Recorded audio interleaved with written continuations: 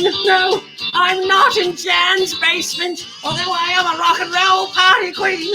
I'm not in Frenchie's bedroom. I'm not at Rydell High. I'm here at the Glittery Bunker and very excited for a big salute to the movie Grease, because after all, Grease is the word. If you're stuck inside and you need some fun, she's the grande dame of getting it done. That's right, with Victoria Sautee. Well, hello there, everyone. Welcome back to the Glittery Bunker in our big salute to the anniversary of the movie Grease. Now, you know, it was 42 years ago on this day that I, Victoria Sautee, was at the movie theater watching Grease with Danny and Sandy. There's John Travolta and Olivia Newton-John there. What a lovely movie it was. It certainly was. Now, you might know that Grease the musical was written by... There are worse things I could do! Jane, you're not in this episode. Really? That's right. Oh. Well, she would make a wonderful Patty Simcox, wouldn't she? So Grease the musical was written by Jim Jacobs and Warren Casey. Way back in 1971, they wrote that lovely musical. It was set at the fictitious Rydell High, but based on an actual school, the William Howard Taft School in Chicago, where Jim went as a young lad. He did. Now, the musical was originally produced in quite a different version, darling. It's quite a different version at the Kingston Mines Theater out in Chicago, where it ran for 8 months. It did. Now, the show was like I said, it was quite different. It was sort of some kind of rated R. It was a little raunchy, as they say in the movie. It was a lovely show, and people loved to go and watch it. That original story of Grease, and some producers from New York City got in there and they had a look at it. And they said, well, if you turn this show sideways and upside down and jumped it out a little bit, it might be quite a good show, something that they'd enjoy in New York. And before you know it, it was Valentine's Day of 1972, and Grease as we know it made its appearance at the Eden Theater. It did. What a lovely show it was. It totally was. Now, from the Eden Theater, Grease jumped on over to the Broadhurst, where it played briefly. And then it stayed at the Royale Theater for about 8 years. It did. The wonderful cast, there they are. Do you know that it played 3,338 performances before it was all through? Now, in that time, there's so many wonderful people featured in the show, actors who you might know from other things. Here's a lovely picture of the cast. Can you see second in the middle there? That's Adrienne Barbeau, long before she was Maud's daughter. That's right. And Jeff Conaway, who I remember from the movie, was in the show on Broadway. There's Peter Gallagher playing Danny in Grease, and here we have Judy Kay in there, and look who she's with. She's with a very young John Travolta, long before he knew the movie was a thing, and Treat Williams was in the show, and Patrick Swayze was in the show. Rick Smith was in the show.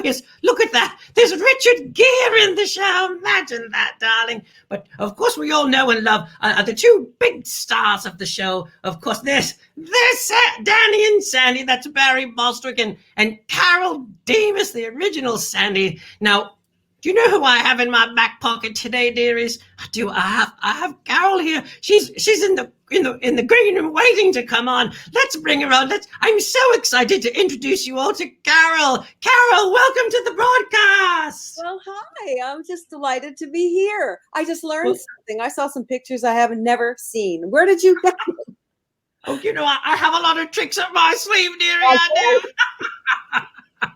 So, Carol, you originated the role of Sandy Dombrowski. Yes, now, that's quite a feather in your cap, darling. What does it feel like to have created such an iconic role?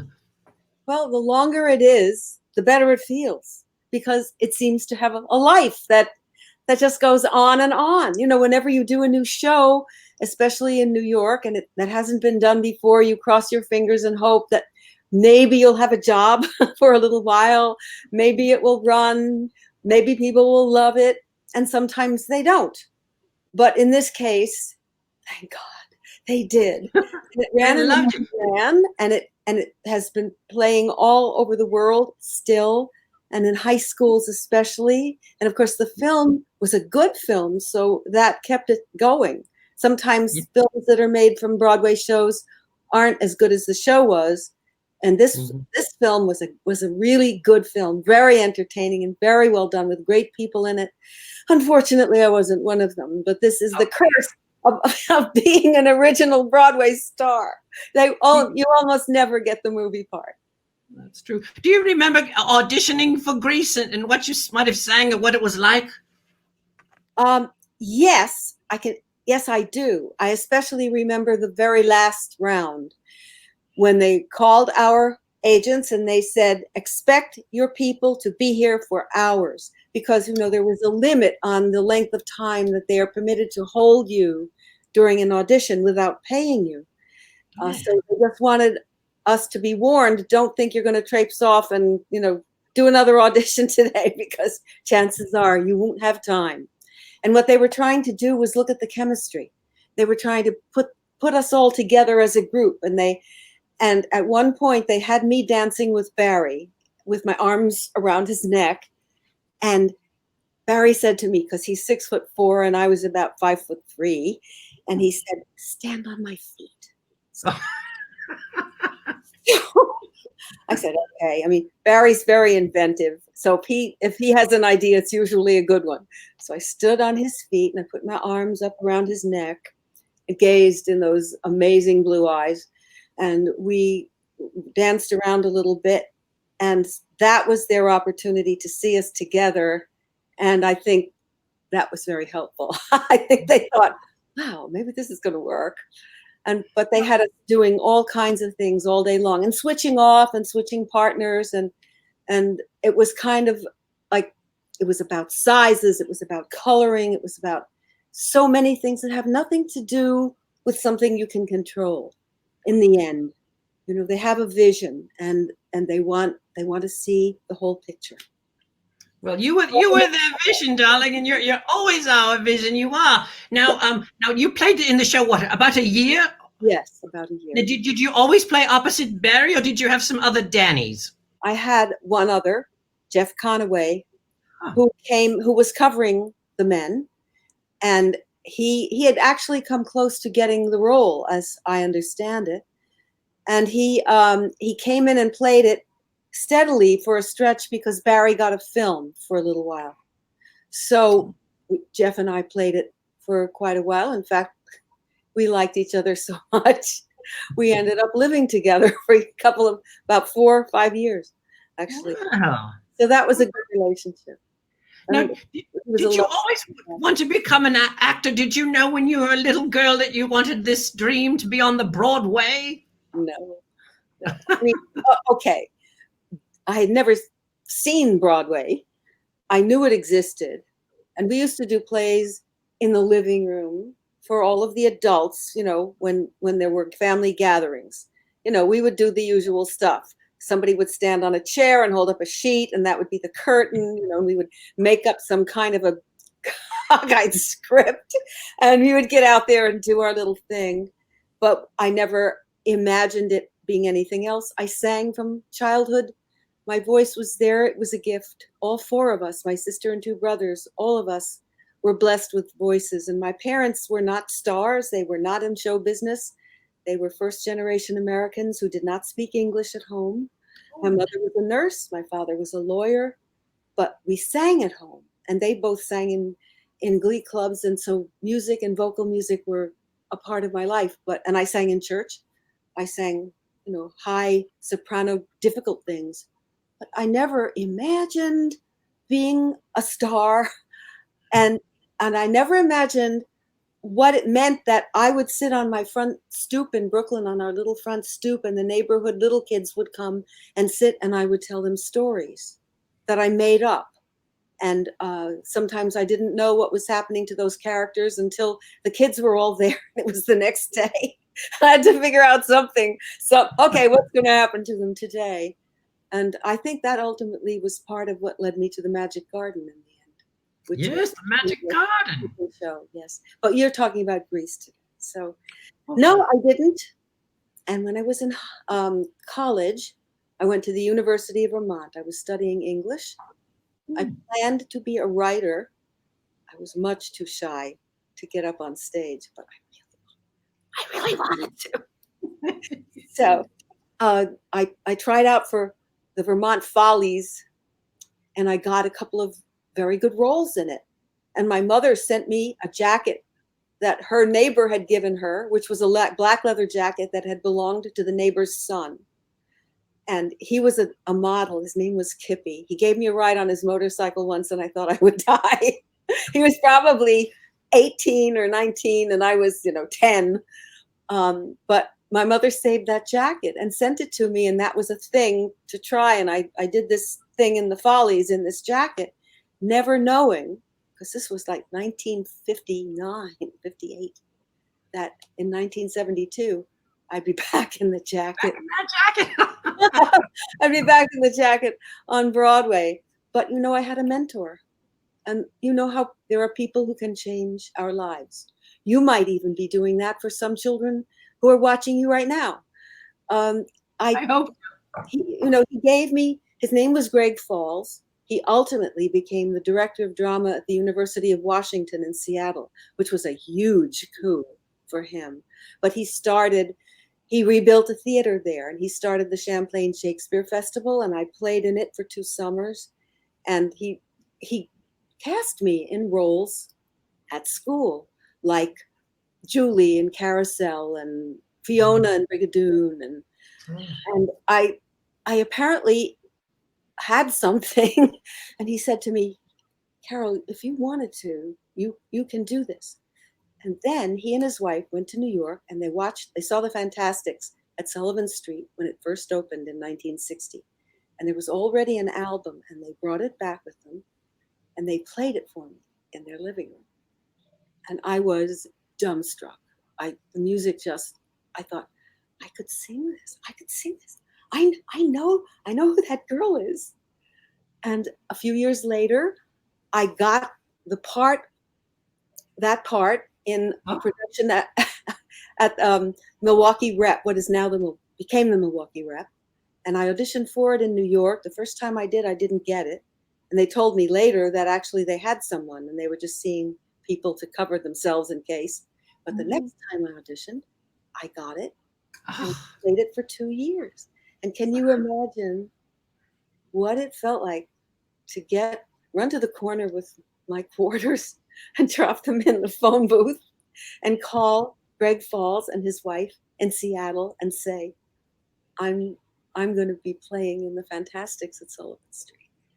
So, that was you never know where life's going to take you. You have to take your chances. That's true. Now, while you were on stage during the musical Grease in that lovely year you were there, did anything funny ever happen, or an unusual story you could tell us about? Something unusual that maybe the audience wouldn't have found out, but you. Yes, I can tell you something that when I work with high school kids who are doing Grease, they love this story. The greasy hair was very important. I keep looking at you, and I know when I look at you, I look like I'm looking at the floor. So I'm darting all over the place trying to figure out where I'm supposed to be looking. Yes, we were having issues with the guy's hair, and they could not get it to look right and stay right. And some of them were very worried that this show may or may not run, and they were auditioning for commercials and other things at the same time when they could. And they couldn't get the grease out of their hair to be, considered for anything less than a greaser. And they wanted the look, but they didn't want it to be permanent. And nothing would wash it out. So I found this stuff called Groom and Clean, which was in a tube, and it looked greasy, but it emulsified in the shower like soap and then washed right out. So Jeff and I tried it on him. And it worked, and it looked good. And he brought it to the theater, and everybody tried it, and everybody was thrilled. And they put a little grease on top, just to give it that extra disgusting, that extra greasy look. And the only thing that we didn't expect was that doing a Broadway show is a lot of energy, and you produce a lot of heat, and the lights produce a lot of heat, and their scalps would warm up and start to melt the groom and clean underneath the grease. So it was breaking down into soap, and they weren't even in the shower from the sweat and stuff. And every time they turned their heads fast, the grease went flying off in all directions. You'd be running past one and they go, "Hi, Sandy," and plap, this stuff smack you in the cheek, or it would fall on the floor, which was dangerous because it was slippery. And of course, no one in the audience had any idea that this was going on. But, that was one story that was funny. And another one, which you'll appreciate, is that suddenly Jeff had to go on for another character who was ill between acts, during the break. He'd eaten something earlier and had an allergic reaction and turned bright red and had to go to the hospital. But Jeff was 6'2", and the person he was going on for was about 5'8". And Jeff was very slim, so they put Jeff in his clothes. But he walked on as a greaser looking like he was wearing pedal pushers, because the only pants they had just barely covered his knees. But even worse, they hadn't cut his hair yet because he hadn't gone on.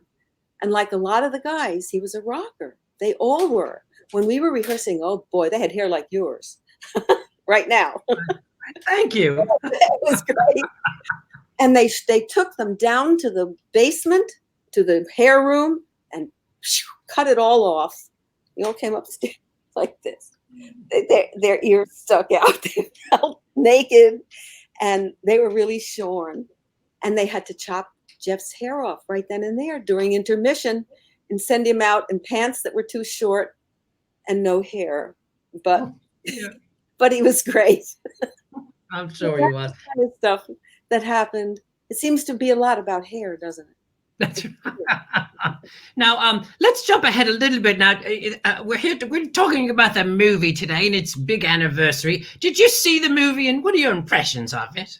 I did see the movie, and I thought, first of all, you realize that one needs to be gracious and say, God, get over the fact that, God, I wish that was me, and then move on with it. I do want to tell you that I met Olivia Newton-John in the ladies' room the night that it opened in New York. Oh my goodness! I had the same. I was with a manager named Bob Lamond, who was a wonderful man with a lot of vision. And Barry was his client. John Travolta was his client. I was his client. He brought us all to the premiere, those of us in his little stable, because Johnny, of course, this was an enormous success for John. And I went to the ladies' room before the show began, and Olivia walked in. And I thought to myself, oh my God, there's Olivia and John. I don't know. Should I say hello? What should I do? She looked at me and she said, Carol, I know who you are. She said, I have listened to the Broadway album over and over and over. And she said, God, you got great chops. And I thought, is that a beautiful thing to do? I mean, is that a gracious woman? This is her night. It's her night to shine. And she's complimenting me. I never forgot that. And I saw her again when Jeff died, and Johnny did a memorial for him, and we all went out to LA. And now I got an email from her recently because we were all doing a thing. I don't know what it's going to look like. It's being put together by someone named Toby King in the UK. And it's about 95 people who have played major roles in major productions of Grease. Some of us from Broadway, from the first national tour, from the film, from Australian productions, UK productions, all singing We Go Together. And one of those things that they put together online where you just can't imagine how they do it. And because of that, I don't think Olivia's doing it, but I was in touch with the person who had her email, and I asked, if I send you a message for Olivia, will you please pass it on? Which he did. And my message to her was that I have never forgotten how kind she was that night. and that I hope she was doing well. You know, she's had some cancer battles. She's Yes. one brave woman. Yes.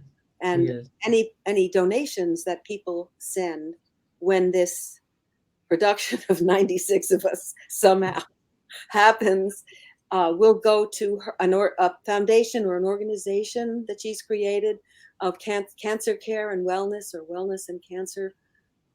I'm sorry, I don't have the exact name, but you know, she's always been a giver, it seems, and she did write back to me. Lovely. So it's very nice. Lovely. Well, we're all going to look forward to that Zoom. We are. We're going to keep our eyes open for and for you. And it's just been wonderful to have you on the show today to kick off our little celebration of Greece with Sandy. I can't believe I'm talking to Sandy. Well, you are, and now you're a part of us too. And you should know that, you know, sometimes when you do a show, you're close for a while, like a family, because it's all you do. I mean, it's your entire life, and you're working at night when other people are free, but you aren't. And so your family becomes the people you're working with. And then sometimes you play for a while, and then when it's closed, you know, you drift apart. Maybe one or two people stay friends. The original Grease cast became very tight and very bonded. We love each other to this day, and we stay in touch, and we look out for each other. And the few times that we've lost someone, we've gotten together to mourn, to remember, and to be grateful for the opportunity we had and for the friendship that we had. That's pretty special. It is very special. Well, thank you for being part of Let's Learn Stuff. It's been just wonderful. Thank you for having me. Welcome. Have a lovely afternoon. You too. It's nice out there. Go. Happy Grease Day. Go. Oh, she's lovely. I loved having her on the show. I really and truly did. Now, you know, the Grease on Broadway went on for quite some time. It didn't, and it had a revival back in 1994. There's Rosie O'Donnell on stage. She was there with Billy Porter. And then in 2007, there was a revival with Max Crumb and Laura Osnurse, and they were cast from a TV show called You're the One That I Want.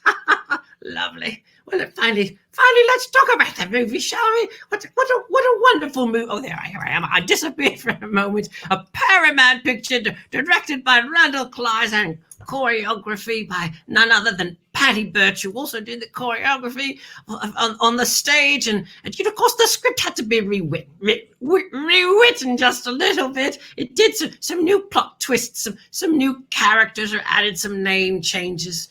But nonetheless, it was a lovely movie. And one of my favorite things about the movie is they paid homage to so many people who lived through and were icons in the 1950s. There was Eve Arden was there. And of course, there's Sid Caesar, that old funny man himself, and Joan Blondell, who looks like, I think I stole a little bit of a wig today, didn't I? Frankie Avalon was in the movie as the teen angel, and Ed Kooky Burns, oh Kooky, lend me your comb, please do. And Alice Ghostly, I don't know what she was doing in the movie. I don't think she did either, but she was there, darling, she was. Now, you know, when they were casting that movie, before they thought of Olivia Newton-John, there were a few very famous actors who were on call, and they looked at Anne Margaret at the time. Imagine. Now, she was 35 years old, but then Nikki Stockard Channing was 33 at the time, so that's not a big jump, was it? Or they also looked at lovely Susan Day from the Partridge Family. They thought maybe she'd make a good Sandy. I don't know. Or even they looked at, look, there's Marie Osmond. Imagine Marie as a sort of a lovely, sweet little Sandy. Could have put it with the brother Donnie and Marie in Greece. I'd pay money to see that. And if they were on ice skates, I'd pay twice the price I would. Now, the record album of Grease was one of the top-selling record albums all times. It really was. And of course, it had a pop tune on it that hit the radio called Hopelessly Devoted to You. And there's the lovely Olivia. Now, that song went on to be nominated for an Academy Award. I think the only Academy Award nominee for that picture, but it lost out to another movie and song. Thank God it's Friday and there's Donna Summer. Yes, there she is, camping it up. There she is. Now, a couple of little known facts about the movie, because I've seen the movie about 2 million times. I have. Look at this one scene at the Frosty Palace. You see that little behind Olivia and Lorenzo Lamas, there's like a sign that's sort of blurred. Well, that's because it was an ad for Coca-Cola, and the producers had a little deal with the people at Pepsi, so they had to take that out. When I was a young person, I always wondered, what's that little blurry image in the back? And of course, the scene at the carnival at the end, it's a big scene. There's 2 musical numbers in there. They only had 1 day to film that scene because the carnival was only landed there in California for the 1 day. Crazy. And now, you might have remembered in the movie the animated opening, the credit sequence were a little cartoon. And that's because for a hot minute there, they thought, maybe we'll do the whole film as a cartoon, an animated feature. Well, they decided against it. I think it was a good idea, but they kept those credits in there just as a little tribute. Now, Grease also spawned a second part, a sequel. Look at Grease too, yes, with Maxwell Caulfield and Michelle Pfeiffer, of course. And then most recently on television, we had Grease Live on the Fox channel. We did. And every now and then you might see an advertisement in your newspaper for Grease, the sing-along, where you can actually sing along with Danny and Sandy. Isn't that lovely? Well, I have a few more tidbits and some much fun coming up. But first of all, let's have a little brief commercial interruption. My sister likes it. My older brother likes it. Mommy and Daddy like it. And I like it. It's not pizza. It's Pantochino Podcast. Ridiculously entertaining. Mini musicals for everyone. Listen now on Spotify and Apple Podcasts.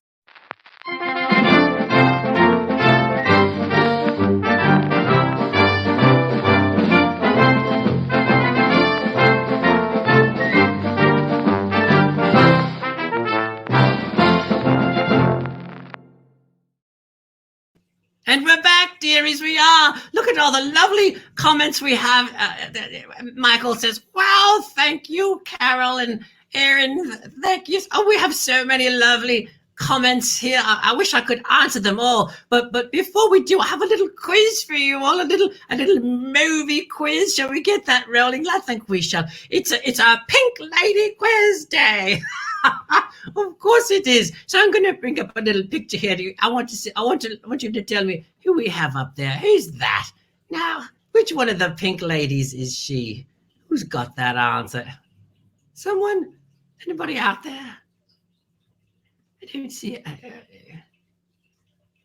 Well, Aaron says that Mary Lou Henner was Marty on Broadway. Yes, do you know Mary Lou was actually in that very first version of Grease in Chicago? She was. Marty Maraschino, that's right, Emma. Now, that's actually actress Dinah Manoff. And what a comedian she is, isn't she? She made a lovely Marty. She was the youngest member of the Pink Ladies in the movie. She's also the daughter to Lee Grant. How about that? Now, let me bring you up another pink lady. Who's that one there? Who knows who that is? Let's see.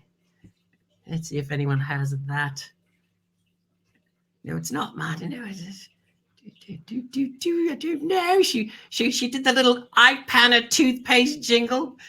Yes, she likes to have her Twinkies with wine. Who is it? I don't see. Do we have an answer? Yes, we do. Michael says, it's Jan. It is Jan. That's actor Jamie Donnelly. And she was the only one who was in the Broadway production of Grease, playing the exact same role she played on the film. Now, I don't know if a lot of you know this, but that's not the only thing that Jamie was famous for. You see, if you have this record album in your collection or your tape deck or your 8-track, you probably know that that's Jamie Donnelly playing the role of the usherette and I believe Magenta. That's right. That was Jamie Donnelly there. Now let's go back and see who else. We all know who that is. Come on, jump to it. Let's have a lovely answer there. Who knows who that is? I'm sure you all do. Yes, Also, Susan Ted are there in Florida. Oh, thanks for joining in, Suzanne and Ted. Lovely to see you. Shelley knows that's Frenchie. Of course, that's Frenchie. Oh, I think she was just a lovely Frenchie. She is sort of like epitomized everything French. And of course, we know that actor as Didi Khan. Didi Khan. And an interesting thing about Didi Khan is that she was the only member to be on the Match Game. And I know you all love to play our Match Game here on Thursdays, darling, and she did. Now, let's see, who else do we have waiting in the wings here? Let me get my little pictures up there. Of course, there she is. There she, it's not much of a game here. That's Betty Rizzo, isn't it? Oh, yes, she ruled the school. She did Stockard Channing, a lovely actor. Now, here's one that you know. Who else was up for the role of Danny? The producers, when they first thought of this movie, they thought of this one gentleman. Does anyone have a guess as to who might be the very first person that the producers thought when they were making this movie? No, it wasn't me. Someone said me. Although I think I would be a good Danny. I actually auditioned for the show once and they did not cast me. They wouldn't even take me as Miss Lynch. They wouldn't. No. Well, the gentleman they were looking at was none other than Henry Winkler, who turned it down because he'd been playing the phones on television already. They said, I've been there, I've done that. Now, when they were looking at someone to play the teen angel, who do you think they would turn to? Take a wild guess, darling. Well, Emma had guessed for Danny Barry Williams of the Brady Bunch. He would have. I'm sure somewhere down the line in Stock Theater, Barry played Danny. He did. I'm sure he did. Well, the answer to the question of who the producers first asked to play Teen Angel, Emma says Robert Reed. You're a Brady girl, you are, Emma, you are. But they were looking at none other than Elvis Presley, who there was a misunderstanding apparently, didn't know what they were asking him to do, and he just said, no, I don't understand a minute of it. Now, and finally, I don't know if you know this, but I actually was screen tested to play the role of Rizzo in the movie. I was, and I stole a little clip of myself. There I am. But they thought I was too exotic to play the role of Rizzo. I said, I'll take anything. I'll drive a car in the background. I'll be a cheerleader. They said, no, I'm sorry, Victoria, but it's just not in the cards for you. Oh, darlings, you've all been so lovely. This has been such a wonderful show. I'm so glad you tuned in today. I want you to do me a favor between now and Thursday. I want you to wash your hands all the time. When you go out, I want you to wear your little face mask and keep safe. Keep a social distance from others. I want you to do the best thing you could possibly do for me, and that is to be kind to each other. That's right. Be kind, darling. I look forward to seeing you on Thursday for another big... There are worse things I could do. Jane! What? It's over. You missed it. It's done. You're not playing Rizzo, and neither am I. Aww. Goodbye, lovies. Bye. If you're stuck inside and you need some fun, she's the grande dame of getting it done. With Victoria Sautee. Yes, I'm still here trying to figure out how to turn off the broadcast. Some things never change.